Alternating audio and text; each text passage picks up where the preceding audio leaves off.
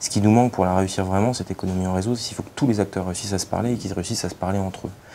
Une des choses qui nous manque vraiment, moi je trouve en France, c'est le fait, y compris d'avoir les PME qui se parlent peut-être plus entre elles, que Google n'aurait pas existé sans Yahoo, que Yahoo aurait sans doute pas existé avant d'autres avant eux, et que cette espèce d'émulation, de compétition, on dit avec un mot valise, c'est quelque chose qui nous manque sans doute. On a un peu trop tendance à travailler dans notre coin. Sans doute que l'innovation est beaucoup plus une question de conditions, et ça je pense que c'est aussi quelque chose que les collectivités doivent entendre, qu'elles comprennent souvent.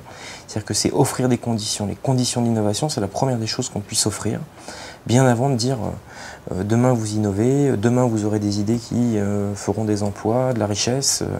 La première des choses à proposer, c'est de donner les conditions. Une des particularités de nos métiers, de nos activités, c'est aussi que la concurrence est mondiale immédiatement. C'est-à-dire qu'on peut être une entreprise de quelques personnes et se retrouver avec des concurrents en Corée, en Inde, aux États-Unis.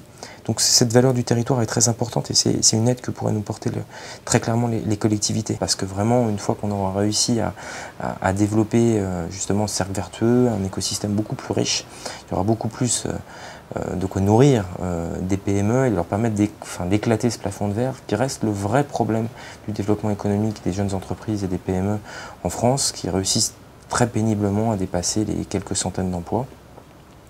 Alors qu'au même moment, évidemment, c'est des dizaines de milliers, des centaines de milliers qu'il nous faudrait.